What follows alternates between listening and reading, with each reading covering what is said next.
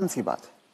तो अब जो आदमी 75 का हो गया, उसने खुद अपनी लंबी उम्र की तैयारी ही नहीं करी, और जब उसने कोई तैयारी खुद नहीं करी है तो उसका परिवार या उसके समाज उनको कैसे तैयारी, वो कैसे तैयारी करेंगे? तो आपका ये कहने का मतलब है कि पहले तो शायद वो 60 साल तक जीता तो बहुत बड़ी बात थी, तो जब तक वो कमा रहा था वो जी रहा था, अब वो 80 साल तक जी रहा है। तो इसके जो परिणाम है वो भी इकोनॉमिक एंगल मुझे समझाइए।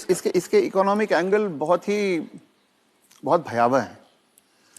आज हिंदुस्तान में 60 साल की उम्र में आपने एक आदमी को रिटायर कर दिया। आदमी को अगर 80 साल तक जीना है तो 20 साल के लिए उसको अपना इंतजाम करना है। उसकी पत्नी 10 साल छोटी है तो 30 साल के लिए पत्नी के लिए इंतजाम करना है। औरतें आमतौर पे 5 से 7 साल ज्यादा जीती हैं, तो 35 साल के लिए उसे अपनी पत्नी के लिए फाइनेंशियल इंतजाम करना है और 20 साल के लिए खुद के लिए इंतजाम करना है।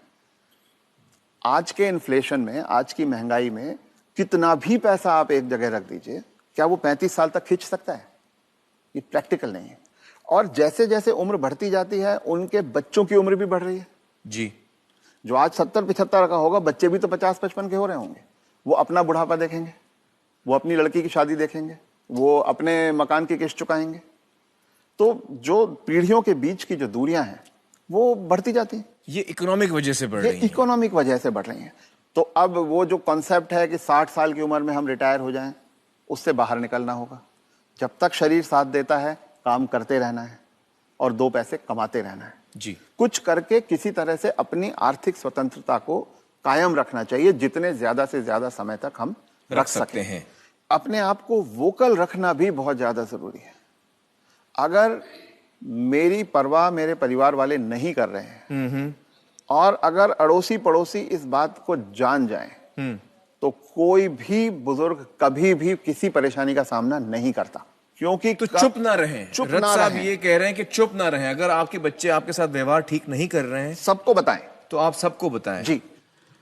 रथ साहब, बहुत सारे जो बुजुर्ग हैं हमारे समाज में, उन पे प्रेशर आता है बच्चों की तरफ से कि आपकी जो जायदाद है या जो घर है या जो प्रॉपर्टी है, जो कुछ भी आपके पास है, वो आप हमारे नाम कर दें। इस पे आप कुछ टिप्पणी देना चाहेंगे?